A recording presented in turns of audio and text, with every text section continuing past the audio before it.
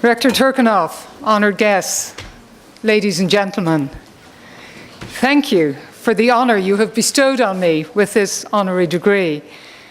I am humbled when I see the list of others with whom I share this honor, distinguished statesmen, creative thinkers, and distinguished writers who have enhanced our understanding of international affairs. I feel proud now to be a graduate of МГИМО and just wish that I shared the language skills of you graduates so that I could speak to you in Russian. I am proud, too, of the links between МГИМО and my own university, St. Andrews. Our universities share a commitment to academic excellence. We share a history of inquiry in the field of international relations. And we share a belief in the advantages of studying together in a small university surrounded by smart, dedicated scholars committed to pursuing the frontiers of knowledge. We both serve as magnets for smart, ambitious young people and those who want to educate them, as well as for scholars seeking answers to age-old questions. I am delighted to be here to have this opportunity to talk to you about my work. I wish to address the question, what have we learned about terrorism? I am thinking particularly of the period in the past 12 years when terrorism has been such a focus of international attention. But the phenomenon itself, as Russians do not need to be reminded, predates the last 12 years. Before discussing terrorism, it's important to be clear about what we're discussing. Almost everyone engaged in a conflict likes to pin the label terrorist on their opponent. By terrorism, I mean the deliberate targeting of non-combatants for a political purpose. Terrorism has a number of crucial characteristics. The first is, it is a political act. If the act is not politically inspired, it is a different type of crime. Secondly, terrorism involves violence or the threat of violence. Thirdly, a terrorist act is a symbolic act. Terrorists are invariably both outmanned and outgunned by their opponents, so they choose symbolic targets to enhance the impact of their act. Fourthly, terrorism is about communication. The goal of terrorism is not to defeat the enemy, but rather to communicate a political message. Terrorists realize that they are too weak to defeat their opponents, but they wish to communicate their message. The fifth point is that the victim of the terrorist and the audience they're trying to influence are not the same. So terrorists pick individuals at random in order to spread the fear. The more random the victim, the greater the fear. And they're doing so in an effort to influence a third party, usually a government. And finally, and most important, the crucial characteristic of terrorism is the deliberate targeting of non-combatants, not as the unanticipated consequence of warfare, but as deliberate strategy. I should add that when I investigate terrorism, I am looking at the actions of sub-state actors, not states. One could argue that states deliberately target non-combatants too, but there is a whole range of international law and generations of work by political scientists at our disposal to analyze the behavior of states. My focus is on sub-state groups. So, in my view, it is the means used and not the ends pursued that determines whether or not a group is a terrorist group. And most international cooperation against terrorism over the past decades has been hamstrung by the confusion between means and ends. Until we are willing to label as terrorist a group that is fighting for a cause we consider legitimate, but who deliberately target civilians to achieve that cause, then we are never going to make effective international collaboration against terrorism. So terrorism then is a tactic. It is a tactic employed by many different types of groups in many parts of the world in pursuit of many different objectives. So it makes no more sense to declare war on the tactic of terrorism, much less on the emotion of terror, than it does to declare war on any other tactic, say precision-guided bombing, or any other emotion, say fear. I am completely convinced that when the history of these years is written, the declaration of war on terror by the United States and its allies will be seen to have been a colossal mistake. We have learned a great many lessons in the fight against terrorism. I will mention just a few of them. What have we learned about the causes of terrorism? I think there are two reasons why it's very difficult to explain the causes of terrorism. The first is because there are so many terrorists. How can one have a single explanation for the behavior of a Peruvian terrorist, a Peruvian peasant, a German professor, a Saudi imam, a Chechen mother, a Tamil teenager, or a young cricket player from Leeds? But the second is because there are so few terrorists. One cannot convincingly use meta-explanations for micro-phenomena. If poverty or inequality caused terrorism, there would be more terrorists in the world today, and they would be found in different parts of the world than they are. In the 1970s, there were social revolutionary terrorist movements in many parts of Western Europe. This was said to be because of the alienation of young people. But yet there were far more alienated young people than there were terrorists, so that in itself is an inadequate explanation. A sociologist, Ted Gurr, wrote a book in 1970 called Why Men Rebel, and he came up with the theory of relative deprivation, which suggests that it's not one's own experience of deprivation, but one's position relative to others that drives men to rebel. Now, I find this explanation quite helpful, in part, I think, because I'm a parent of 3 children. And I can tell you that if I return from this trip to Moscow and see my 3 children at home, and I don't bring them home any presents, they won't expect anything. They will say, "Welcome home," and continue about their work. If I go home and I bring my 3 children each a lovely small souvenir from Moscow, they will say, "Oh, wonderful, Mom, you should go to Moscow more often." But if I were to bring home 2 small souvenirs and give one each to each of my daughters, and 1 great big souvenir and give that to my son, I would have 2 very angry children. They would say I am unfair and unjust. Now, their position would be better if I brought home no presents. It would be the same as if all 3 got the same, but in this case, they would be angry. And that is what's behind the concept of relative deprivation. It's where you sit compared to others. So I think in attempting to understand terrorism, the concept of relative deprivation is more helpful than concepts like poverty or inequality. But terrorism is a complicated phenomenon, and the search for simplistic explanations, while understandable, is not likely to be successful. One characteristic that terrorists invariably share is a highly oversimplified view of the world. They see the world in terms of good and evil.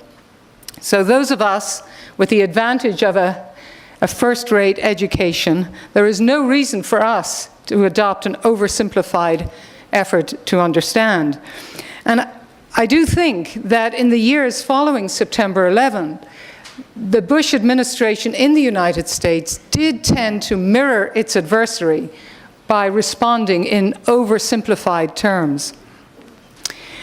But rather than poverty or inequality or even relative deprivation being the cause of terrorism, I prefer to see them as risk factors. They increase the likelihood of terrorism, And once a terrorist group forms, they increase the likelihood that it will gather supporters. Relatively successful terrorist groups like Hamas and Hezbollah have to be understood in the context of their success in exploiting the social conditions around them. So my own view on what causes terrorism is a lethal cocktail with 4 ingredients: a disaffected individual, a like-minded group or organization, a community complicit in the violence, and a legitimizing ideology. The conflict is more likely to be intractable if the ideology is a religious one. Religion makes it easier to cast the conflict in cosmic, non-negotiable terms. But it doesn't have to be religious. Secular ideologies like nationalism and Maoism have sufficed in the past. What we have seen in recent years is the successful exploitation of local grievances by jihadi and al-Qaeda affiliated groups. Nationalist terrorist groups have been the most long-lasting of all terrorist groups, and this is largely because the goals of the group have often been shared by their community. Their infusion by a religious ideology has escalated the violence and rendered these nationalist conflicts much more dangerous. Another sinister aspect of jihadi groups is that while they are very critical of globalization, they are very quick to exploit it to their advantage.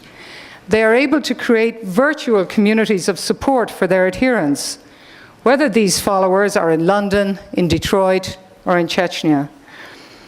I believe we have learned the importance of intervention in the level of the community and civil society to make it more difficult for the creation of like-minded groups, to deny the complicit community, and to secure intelligence. This will not prevent individual terrorists, but individuals are much less dangerous than groups. What have we learned about the motives of terrorists? There has been a considerable debate on whether or not terrorism works, with many arguing that it does. Professor Alan Dershowitz of Harvard Law School has made this position famous.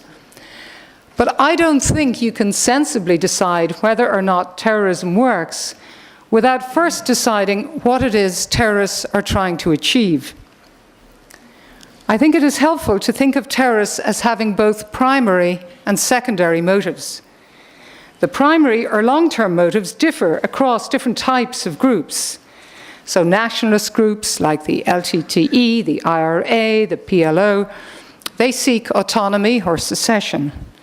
Religious groups seek to replace secular law with religious law, or to introduce the caliphate, or, as in the case of Aum Shinrikyo in Japan, to bring about the apocalypse.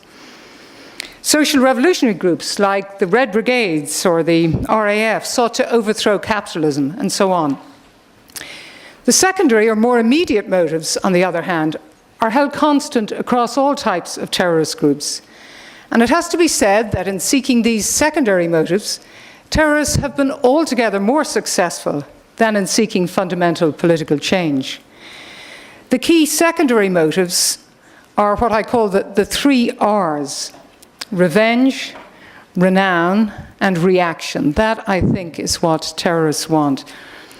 First, revenge. By far the most common motive for their actions, asserted by current terrorists, former terrorists, terrorists of every ideological persuasion, terrorists all over the world, is the desire for revenge. Sometimes this is revenge for something they or their family member have suffered. More often, it is revenge for a perceived wrong inflicted on their community. Far from matching our description of them as selfishly pursuing their own ends, they generally identify with others and see themselves as sacrificing themselves for others. While we see terrorists as aggressors and ourselves as defenders, they see us as aggressors and themselves as defenders. They see themselves as David to our Goliath. Statements by Al-Qaeda and all other terrorist groups, whether for informal or internal or external consumption, are filled with the language of revenge. I think it is very difficult to overestimate the power of revenge as the motive of terrorists. Secondly, renown. Publicity has always been a central objective of terrorism. It brings attention to the cause, thank you, and spreads the fear that terrorism instills. But renown implies more than just publicity. It implies glory. Terrorists seek both individual glory for themselves and glory for the cause. For individuals, it's glory in the sense of increased social status, but for the leaders, it's glory on a global stage. You see this when bin Laden and other terrorists make videos that they want displayed around the world. Over time, Osama bin Laden went from being carrying a Kalashnikov and wearing fatigues to sitting behind a desk addressing the people of Europe. He wanted to be considered a global leader. The third is a reaction. Terrorists, no matter what their ultimate objectives, are action-oriented people operating in an action-oriented in-group. It's through action that they communicate. This used to be called propaganda by deed when the Narodnovoye used this tactic. Terrorists are necessarily weak, so the action demonstrates their existence and their strength. So in taking action, they want to elicit a reaction. That's how we demonstrate their importance. Terrorists often have wildly optimistic expectations of the reactions they will elicit. American withdrawal from the Middle East, Israeli withdrawal, British withdrawal from Northern Ireland, and so on. It actually appears as though they rarely have a very coherent idea of what particular reaction they will get. We don't know if Osama bin Laden thought the West would simply capitulate and withdraw from the Middle East after 9/11, or was he trying to spark a war between the West and Islam? I suspect he didn't actually care so much about the details of the reaction. What he cared about was the scale of the reaction. The bigger the reaction, the more important he would appear.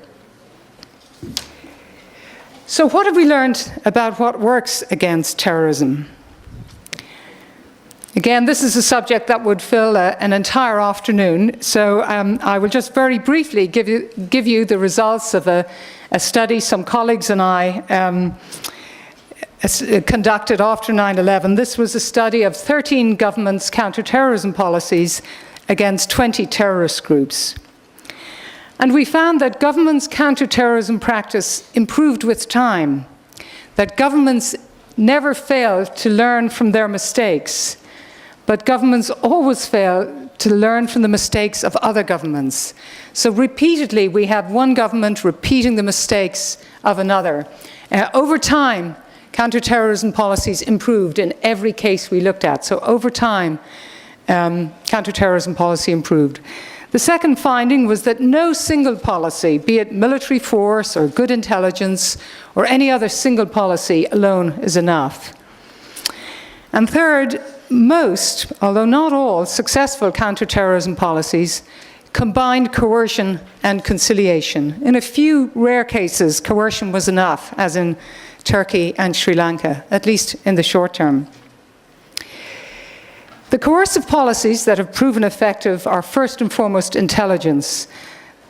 The most important rule of counterterrorism is know your enemy. The second coercive policy was the need to coordinate security services. In every case we looked at in the initial years, in the absence of coordinated response, counterterrorism was ineffective. This was true when counterterrorism was the sole control of the police, or in the sole control of the army, or where it was shared. Coordination was critical. The third coercive policy was the imperative to use force discriminately. Indiscriminate force was invariably counterproductive. Highly discriminate use of force was effective. The conciliatory policies we saw working was mobilizing of moderates in the community from which terrorists recruited. The second was, after terrorists had been defeated, to introduce social reform to prevent a resurgence of support for terrorists. And third, to engage politically with the community from which the terrorists sprang. In every case we looked at, moreover, international cooperation made both the coercive and the conciliatory tactics more effective. Some policies worked very well in some cases and not at all in others. A decapitation, for example, worked very well in Turkey and Peru when the leader of the terrorist group was taken out. But whether or not that tactic works depends on the nature of the group. If a group is organized around a single leader, taking out that leader is effective. But many other terrorist groups, including Al-Qaeda, were not organized around a leader. Osama bin Laden went to great pains to ensure his movement would continue after his death. Secondly, the introduction of incentives for defection were very effective in some cases and not at all in others. It worked in cases when the terrorist group was under threat, felt they were backs against the wall. So when the government offered incentives to defect, terrorist groups took them. In other cases where terrorists felt they had the upper hand, repentance legislation didn't work. So the conclusion of this study was that successful counter-terrorist strategy must be tailored to the nature of the movement faced. A simple, one-dimensional strategy is not likely to be successful. Successful counter-terrorist policy require a combination of hard and soft approaches, and international cooperation can strengthen the effectiveness of all policies. Successful governments have had a strong intelligence capability, have coordinated their security forces, and have used force in a discriminating manner against the perpetrators of violence.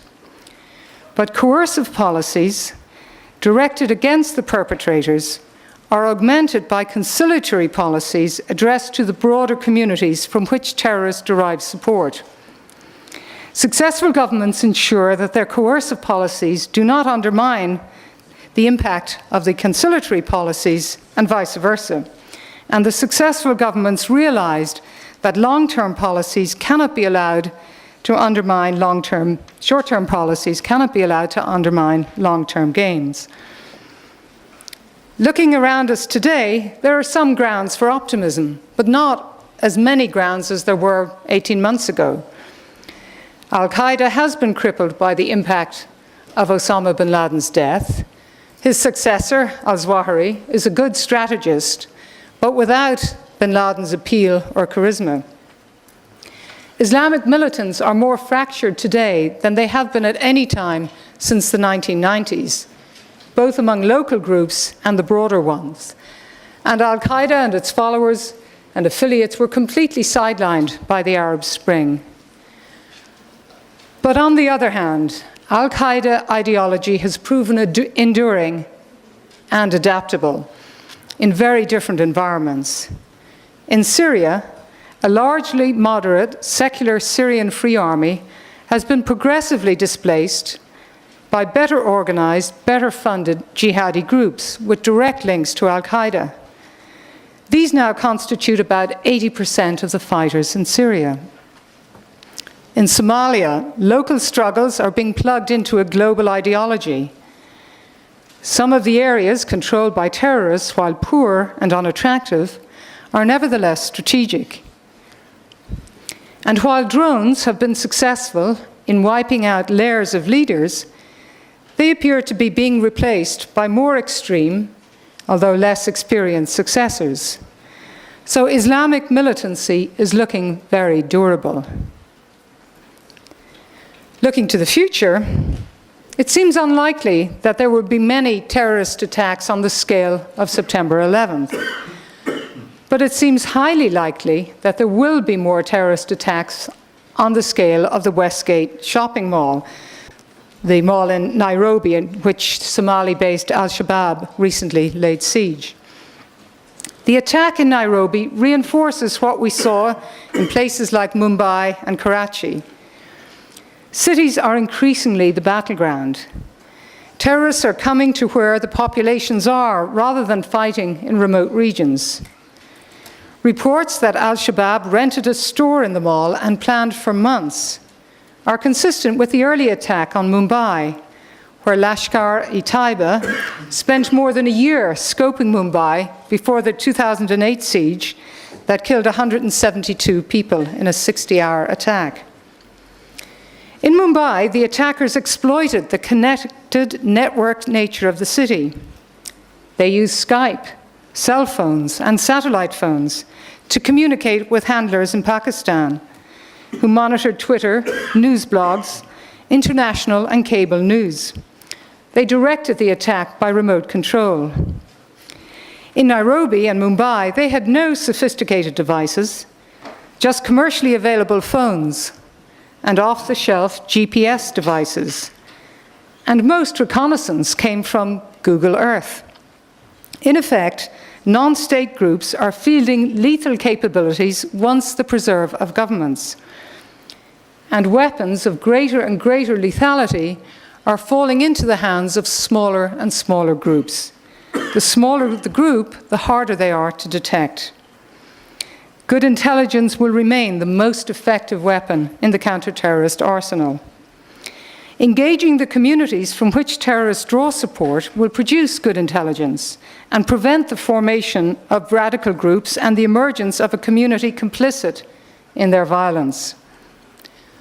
When the inevitable terrorist attacks occur, it will be critical to maintain our perspective, not to exaggerate the threat they pose, and not to play into the terrorists' hands by providing actions to be avenged or by giving them the reaction and the renown they seek. Thank you for your attention.